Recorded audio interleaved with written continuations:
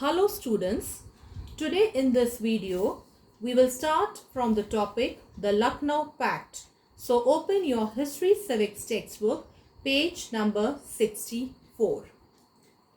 The period during the First World War 1914 to 1919 was of intense nationalist political activity. Now the First World War started in 1914 and came to an end in 1919. So this period was of intense nationalist political activity. The events during the war and the prevalent sentiments were responsible for the signing of the Lucknow Pact between the Congress and the Muslim League. Circumstances leading to the Lucknow Pact. Now we will learn all the circumstances leading to the Lucknow Pact. Number 1. International events. During 1912 and 1913, Turkey's Ottoman Empire had to fight the Balkan powers. Now in the previous video, we learnt the meaning of Balkan. Balkan is also called Balkan Peninsula. It is a geographic area in Southeast Europe. The British policy during the Balkan Wars was not sympathetic to Turkey. The Sultan of Turkey was regarded as the Caliph or the religious head of Muslims. Underline. Moreover, all the Muslim holy places were situated within the Turkish Empire. So, the Sultan of Turkey was regarded as the Caliph or the religious head of Muslims, and all the Muslim holy places were situated within the Turkish Empire. In the First World War, Britain was fighting against Turkey. This caused a wave of pro-Turkey and pro-Caliph or Khilafat sentiments amongst the Muslims. They felt that the British were pro-Christian and anti-Muslims. Underline. The change of attitude of the Muslims towards the British led the former to support the Congress in their efforts to gain self-government in India. Second, national events. There were important national events that changed the attitude of the Muslim League. So many events took place. Number 1. Firstly, the partition of Bengal was cancelled. Secondly, nationalist Muslims like Abul Kalam Azad and the Ali brothers, Maulana Muhammad Ali and Shaukat Ali, made use of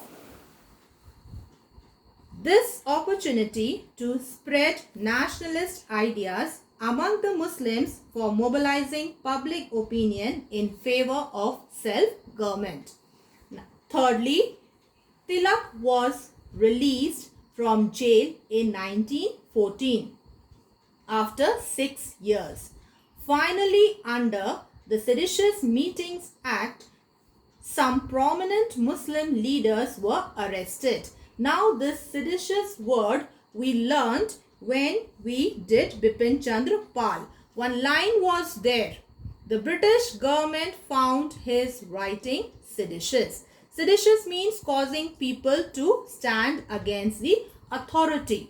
So, under the Seditious Meetings Act, some prominent Muslim leaders were arrested. This brought the Muslim League and the Congress closer. So all these situations brought Muslims and Hindus closer. Number 3. Changes in the objectives of the Muslim League.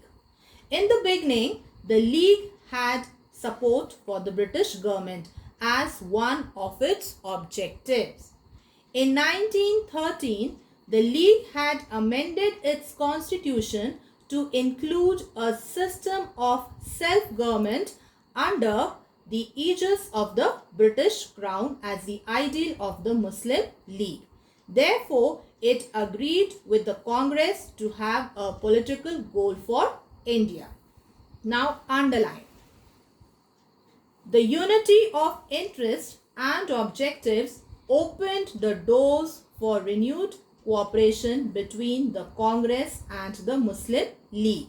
Annie Besant and Bal Gangadhar Tilak too played a significant role in bringing the two organizations together. So Annie Besant and Bal Gangadhar Tilak, two of them, they played a very important role in bringing the two organizations together. Which two organizations? Muslim League and Congress together. Number 4. A compromise between the two factions of the Congress. Faction here means a small group within a larger one. Annie Besant tried to reunite the two wings of the Congress, the early nationalists and the assertive nationalists. Early nationalists, they were following the path of peace, and assertive nationalists, they were following the path of violence. So, she tried to reunite the two wings of the Congress. Tilak rejoined the Congress in 1916 and played a major role in resolving differences between the Congress and the League. Now I wind up for today. Thank you. Stay home, stay safe. God bless you all.